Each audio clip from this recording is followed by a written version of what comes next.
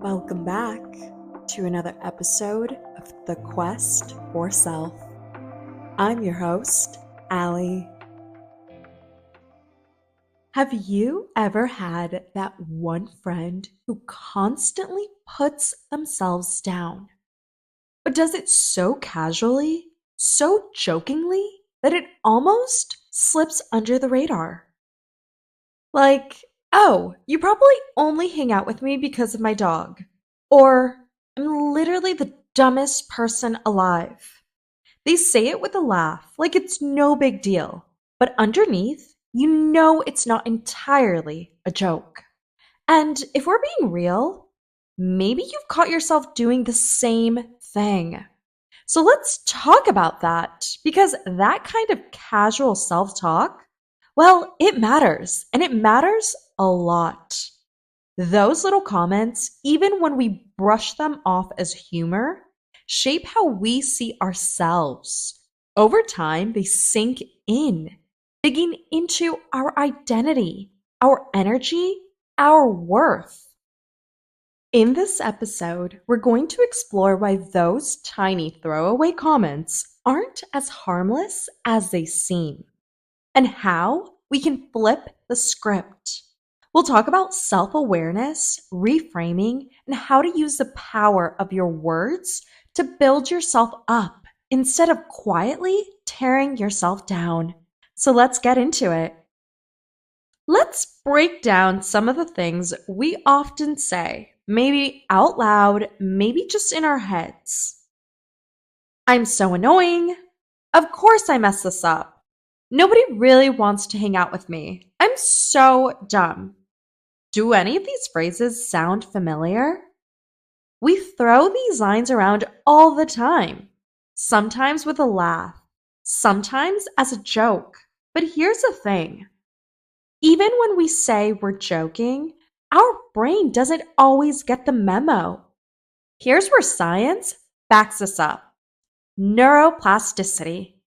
Our brains are constantly rewiring based on repeated thoughts and actions. And your brain doesn't exactly know if you're being sarcastic or if you're being serious.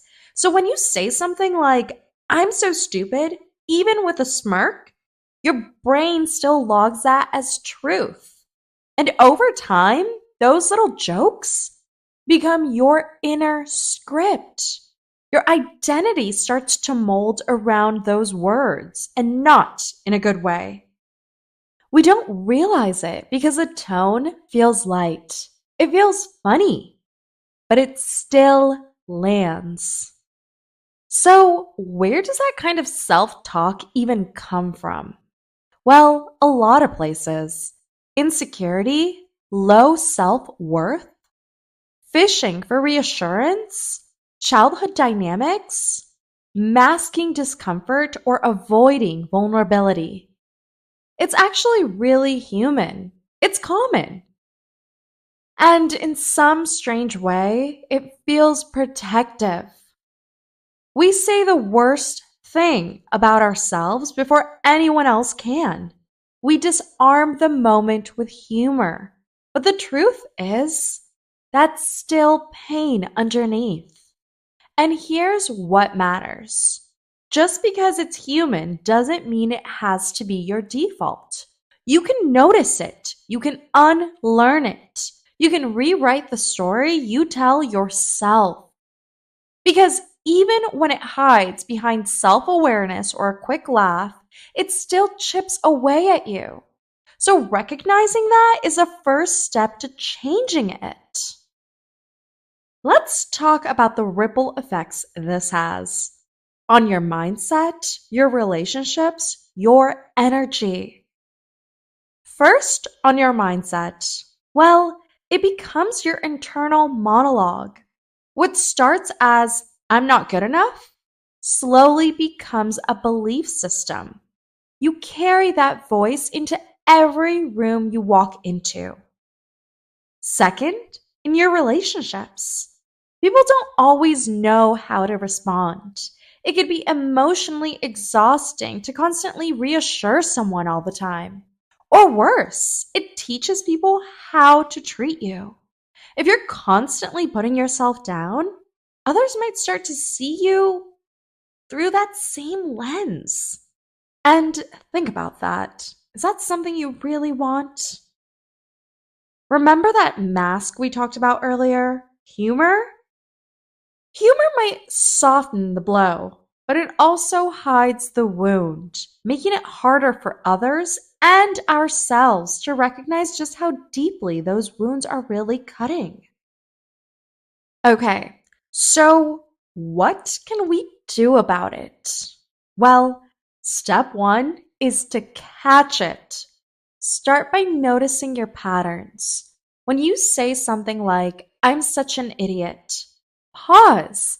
Ask yourself, would I ever say this to someone I love? If the answer is no, then why say it to yourself? Step two, reframe it. The goal isn't to lie to yourself or throw fake positivity at every situation. It's to shift from harsh to neutral, to get curious instead of cruel. Instead of, I'm so stupid, try, hmm, that didn't go how I planned. What can I learn from this? It sounds simple, but that shift changes everything. And let's be honest, a lot of us struggle with this at work. I can think of so many times where I'd speak up during a meeting or offer a solution, and then immediately second guess myself if it didn't land perfectly. My mind would go racing. I would say, why did I even say that? I sounded so dumb. But I've really learned to reframe that. I'm learning how to communicate better. I'm learning how to do my job better each and every single day. And this is a step in the right direction. Not every moment has to be polished. You're allowed to be in progress. And trust me, the people who grow the most in their careers, or even personally, aren't the ones who never make mistakes. They're the ones who don't let those mistakes define their self worth.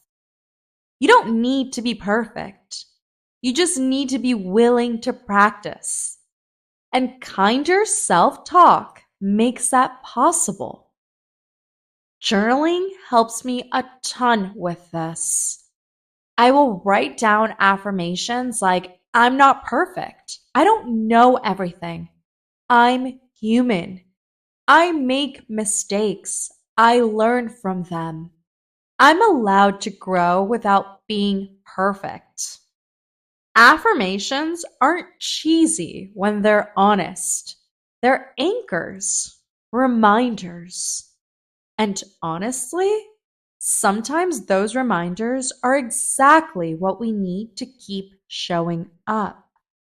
Not just in our personal lives, but in our work too. So let me share a quick story. A while ago, I accidentally flushed one of those little plastic toilet deodorizer thingies, whatever they're called, down the toilet. Total mistake. Had to call a plumber, paid money, a lot of it. Then, months later, I did it again. Same exact mistake. And my first instinct? Allie, seriously? What the hell? Not this again. I was frustrated, embarrassed. But I caught myself. I stopped the spiral and said, okay, mistake. It happens. I will be more careful next time. Or maybe I just stop using these stupid little things. It was such a small moment, but it showed me just how much I'd grown. Because a few years ago, heck, even 6 months ago, I would have torn myself apart over something like that. And then, not long ago, I had one of those nights, one too many margaritas on a date, ruined the vibe, and the next day I was spiraling, crying, overthinking, saying things like, why am I like this? And one of my best friends snapped me out of it. She said, "You're human. You're allowed to make mistakes. It's how you move forward that defines you." And it reminded me of something my therapist always says. Would you speak to your best friend the way you speak to yourself? That's the shift. That's the work. It's not about being perfect. It's about being aware.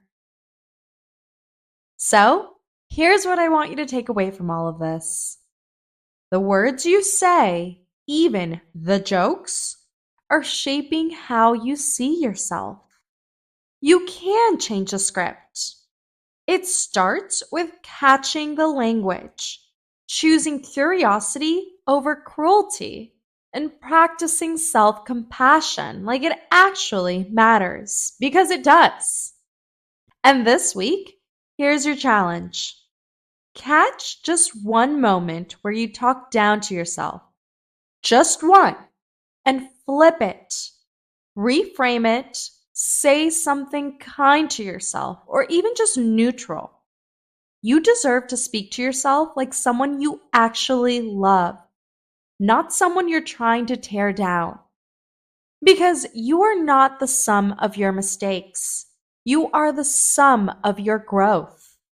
And every time you choose compassion over criticism, you take one more step towards the best version of yourself. Thanks so much for listening to this episode of The Quest for Self. If you enjoyed listening to this episode, like, follow, subscribe, comment, and share. It would mean the world. Also, don't forget to follow us on social media, The Quest for Self.